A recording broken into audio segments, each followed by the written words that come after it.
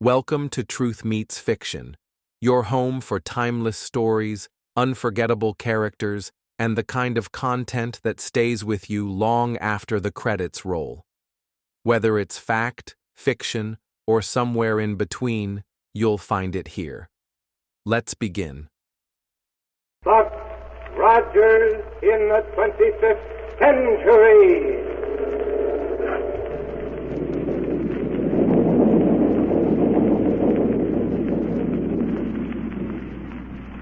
Buck Rogers is on the air, brought to you by the makers of Popsicle, Fudgicle, and Creamsicle, those delicious frozen confections on a stick. Now here's a message from the famous winner of the typical American boy contest, Popsicle Pete. Hey, kids, you should see the camera I picked out for you as a popsicle present. A real movie camera. You can get it free. Just save bags from Popsicle, Fudgicle, or Creamsicle. You get lots of swell gifts for those bags. Hundreds of them. Flashlight, Buck Rogers rocket ship, tennis racket, wristwatch, beautiful dolls, swell jewelry. Just save bags from Popsicle, Creamsicle, or Fudgicle on a handy stick.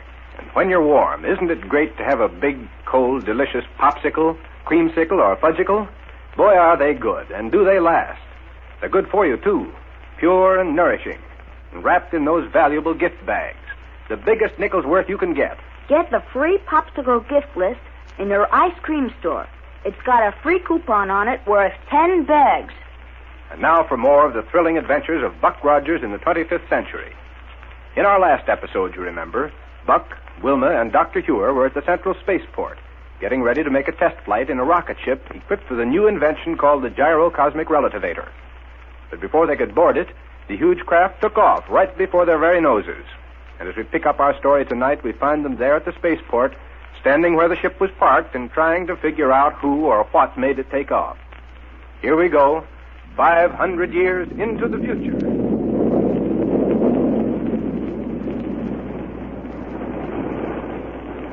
Well, there goes our rocket ship. I don't understand. Buck, who could have taken it? Beyond me, Wilma. And the new Gyrocosmic Relativator's on board. Right. That's why it was able to take off so quickly. Then whoever took it must have known about that relativator. You're probably right, Wilma. But Black Barney's the only person I've told anything. Dr. Hewer. Yes, Buck? That message that came in from Central Radio Bureau just before we came outside here to get into that ship. Killer Kane and Ardela. Oh. Sure. If they just escaped from the municipal prison, the one thing they need most is a rocket ship. And those two wouldn't waste any time getting it. You're right. Yes, sir. They probably came right out here to the spaceport, saw our test ship standing there with nobody around it, and hopped right off in it. Look there. Huh? They must have used one of those little air roadsters there to fly over here. Unless they all belong to the workmen out here. They certainly couldn't have walked out here in such a short time. Well, come along anyway. Well, where to, Doctor? We'll take one of these little roadsters and go back to my laboratory. Okay, come on. You think there's some connection between this business of the stolen rocket ship and the report about the ransacking of your laboratory? Exactly. Get in, Wilma. Right. Go ahead, Doctor. I'll take the controls. Thank you. All ready, Buck? Here we go.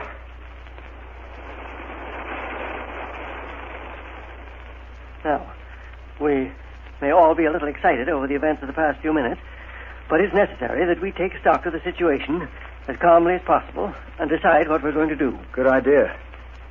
The first thing that smacked of trouble was the call from Central Radio Bureau, saying someone had broken into your laboratory right after we'd left it. Yes.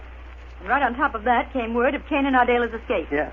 Immediately afterward, our experimental rocket ship took off right in front of our faces. Then it's easy enough to figure out.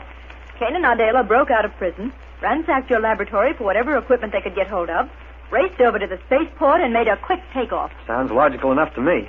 I still don't see how they covered so much ground in such a short space of time. All depends on how long they were free before they were missed, Doctor. Yes.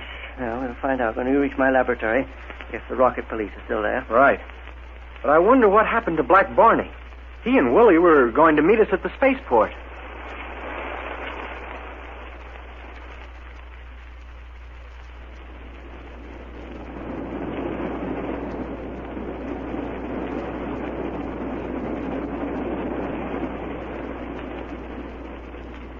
Well, Willie, it looks like this new invention of Dr. Yours on this here new test ship don't work. Yes, sir, Mr. Barney. I guess you're right, all right.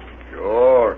I got all the power on she'll take, and we ain't even begun to move yet. What it was supposed to do was let us take off and be going 1,000 miles an hour right away, wasn't it? Yeah.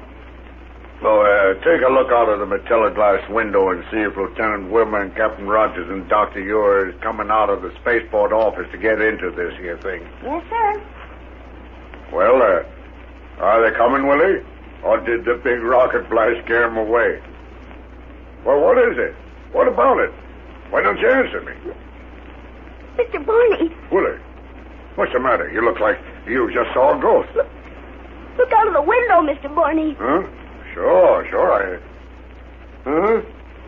Hey, Willie! The Earth, a couple of 100 miles below us. But we didn't take off. You hear me? We didn't take off. Must be Dr. Ewer's invention. That's what did it. But it couldn't be on account of we didn't take off, I tell you. Yeah, that's what it is, sure. Boy, that's wonderful. Certainly had me scared for a minute, though. Yeah, me too. Why, Willie, you mustn't let a little thing like that scare you. And don't you see? What we're doing is making the first official flying-out trip of the first rocket ship that was ever equipped with this new gyro thing. Oh, is that what it is? Yeah, and we're saving them all the trouble of having to try it out. I thought you said you wanted to take off in it before they could, so there wouldn't be any danger for them. Yeah, that's right. For me and you to try it out is all okay on account of if it didn't work and the whole place blew up, it wouldn't make no difference. But I wouldn't want Lieutenant Wilmer or Captain Rogers or Dr. Ewer to take no chances with something new like this. So that's why we done it. Boy, certainly a great invention. How does it work? Well, there's a lot of technical things about it I'm afraid you wouldn't understand, Willie. Well, I can try to understand, Mr. Barney. Tell me. Okay.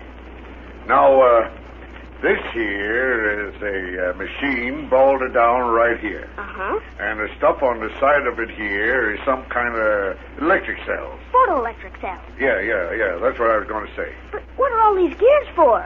Willie, that's what they call a sort of protono, hypnoto, deuterono, teleradio, and all that sort of stuff. Huh?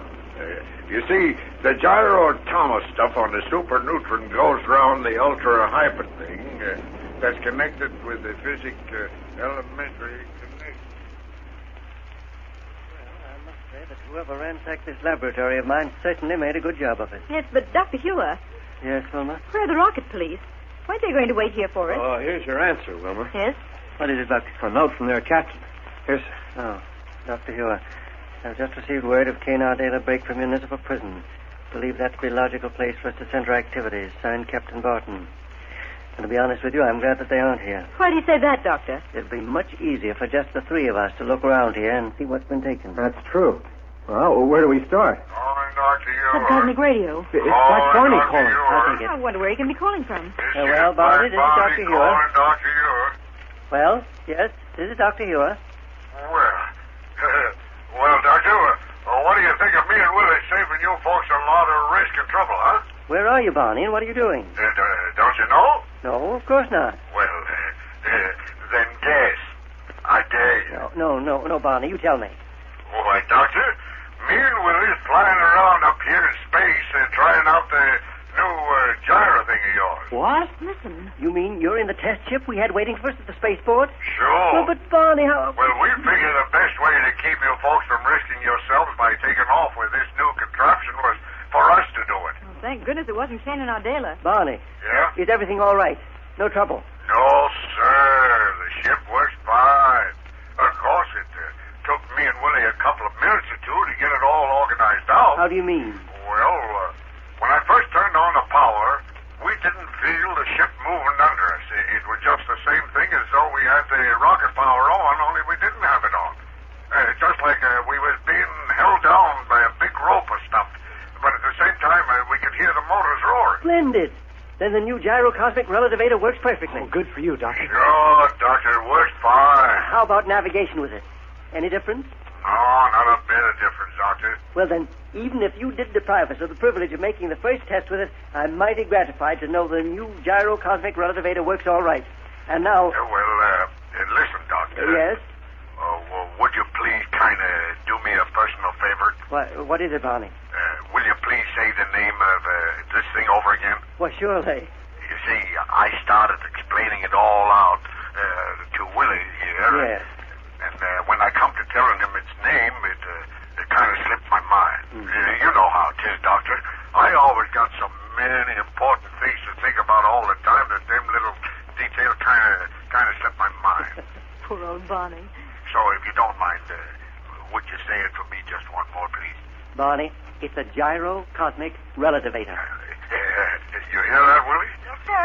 Gyro-cosmic relativator. That's it. You see, Doctor, didn't I always tell you that my Willie was going to be a great man someday? And that proves it. Well, now, Barney, Yeah? we're having a little trouble down here, and we're badly in need of that ship you're in. No kidding, Doctor. Yes. And here's what I want you to do. Yeah? Cut off the power right away. Yes, sir. There. Power's off, Doctor. Good. Now, just as soon as we've finished talking, face that ship you're in around and head back for Earth just as fast as you safely can. We'll be waiting for you at the Central Spaceport. Okay, Doctor. We'll turn back on the power again and head back for Earth as fast as we can. But would you mind telling me what the trouble is? Killer Kane. Kane? Yes. He and Ardela have escaped. Say, that's awful. That's why we need the rocket ship with the relevator. Well, Doctor, we'll head right back again. All right, Barney. Signing off. Yes, sir, signing off. Hear that, Willie? Yes, sir. Pretty serious, isn't it? Of course it is. And I guess they don't only need the rocket ship down there. Huh? They probably need me, too. When people like Kane and Ardela get loose, Willie, there's going to be a lot of trouble. Well, then, let's get started back to Earth. Yes, sir. Hang on for power.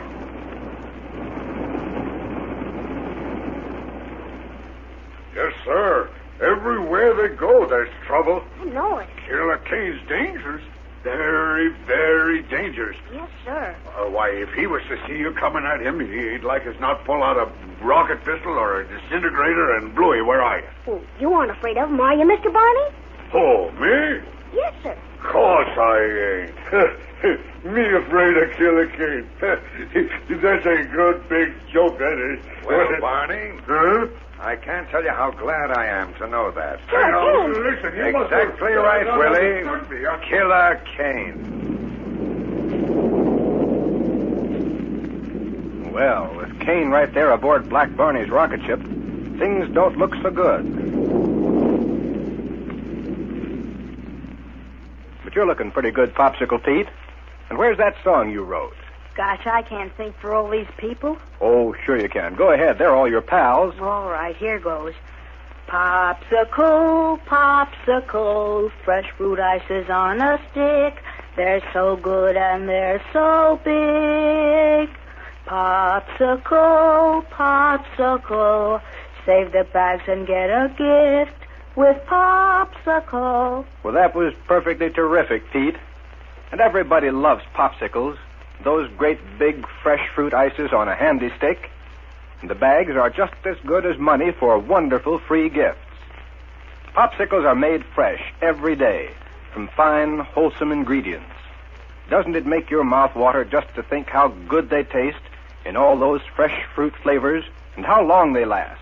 The best, biggest nickels worth anywhere. And don't forget, fellas and girls, save those bags from Popsicle, Fudgicle, and Creamsicle.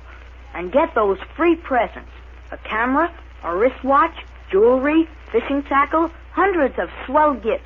You'd better save bags every day.